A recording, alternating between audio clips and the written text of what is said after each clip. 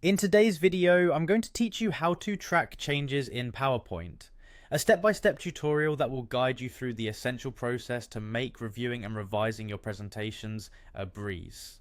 Let's get started by ensuring you're set up for success. First things first, open PowerPoint on your computer. If you haven't already, navigate to the PowerPoint application and double-click to open it up. Take a moment, grab your favorite beverage, and let the app do its thing.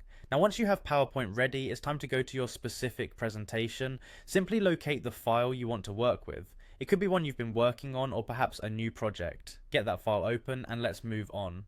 Now, glance at the top of your PowerPoint window where you'll see the file name prominently displayed. Click on your file name. This is a critical step because we're setting ourselves up to access important version details. Here's a crucial tip. Make sure that your presentation is saved to your OneDrive account. This step is vital because it's what allows you to access the version history feature that we're talking about today. If your presentation isn't on OneDrive, you won't be able to track and revert changes. And that's the real magic we're aiming for here. Once your file is safely nestled in the cloud on OneDrive, let's proceed to the next step. Click on Version History. You can find this option after selecting your file name, where a drop-down menu will appear. From there, select Version History and watch as a sidebar slides in, revealing a list of different versions of your presentation. This list will show you various iterations of your file, complete with timestamps so you know exactly when each version was saved. Take a moment to look through this version history.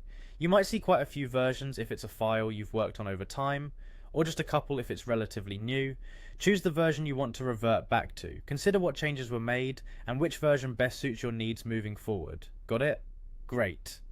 That's the one you're going to select. When you're ready and have picked your desired version, you can easily restore it to make that specific iteration your active file once again.